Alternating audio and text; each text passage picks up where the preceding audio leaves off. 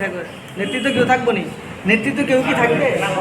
যাবতীয় কর্মসূচি সম্পর্কে লাগাই দিলি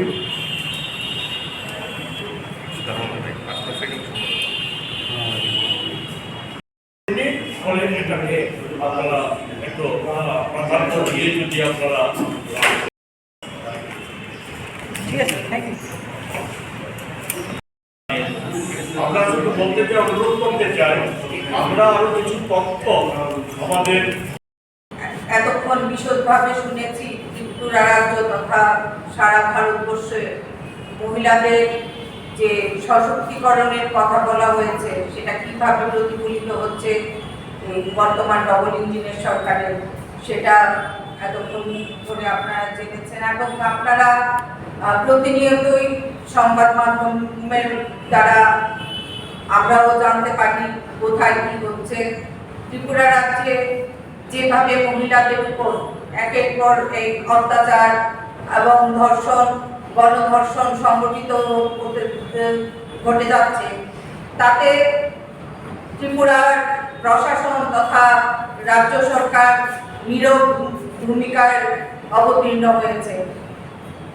সর্বভারতীয় ক্ষেত্রেও দেখা গেছে আমাদের প্রধানমন্ত্রী মোদীজি মণিপুর যেভাবে 2 বছর যাবৎ চলছে সেদিকে যেমন মুখ ফিরে তাকাচ্ছেন না এবং যাওয়ার সময় পাচ্ছেন না, নীরব ভূমিকা অবলম্বন করেছেন, সেভাবে ত্রিপুরা রাজ্যের ক্ষেত্রেও ডবল ইঞ্জিনের সরকার এবং স্বরাষ্ট্র দপ্তর মুখ বুজে সব কিছু নীরবে সহ্য করছে এবং বিজেপির কার্যকর্তারাই বিভিন্নভাবে নারী ঘটিত অপরাধের সঙ্গে জড়িয়ে পড়ছে।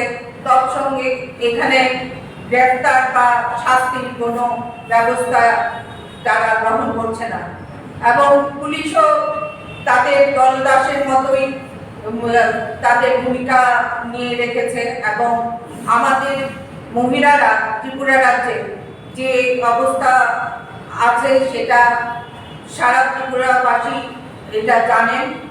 আর বিগত দিনে আমাদের যে ইউপিএ সরকার ছিল সেই সময়ে রাজ্যসভাতে প্রথম মহিলা সংরক্ষণ বিলের ব্যাপারে 33% মহিলা সংরক্ষণ বিল পাস হয়েছিল, কিন্তু ওই সময়ে আমাদের যে বিরোধী দলে ছিলেন ওরা এই 33% মহিলা সংরক্ষণ বিলের ব্যাপারে তারা সবসময় বাধাপ্রাপ্ত হয়েছে এই বিল এবং লোকসভায় আমাদের ইউপি সরকারের সময় সেই ভোট তাদের বয়কট করার কারণে 33% সংরক্ষণ বিল পাস হতে পারে। বিগত 2024-এর লোকসভা নির্বাচনে মোদীজি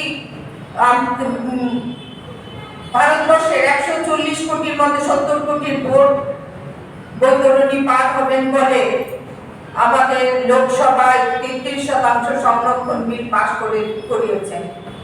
তার জন্য আমরা প্রদেশ মহিলা কংগ্রেস এবং আমাদের সর্বভারতীয় মহিলা কংগ্রেসের থেকেও এই ব্যাপারে ধন্যবাদ জানানো হয়েছে, কিন্তু আজ পর্যন্ত এই 33% সংরক্ষণ বিলের ব্যাপারে ওনারা কোনো পদক্ষেপ গ্রহণ করেননি।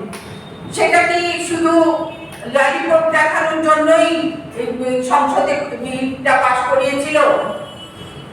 তাই আমাদের সর্বভারতীয় মহিলা কংগ্রেসের সভানেত্রী শ্রীমতী অলকা লাম্বাজি সমস্ত রাজ্যের নেতৃত্বদের নিয়ে বিগত 10ই মার্চ যন্তর মন্তরে জমায়েত হয়ে সেটা সংসদ ভবন ঘেরাও বিক্ষোভ কর্মসূচি নিয়েছিলেন।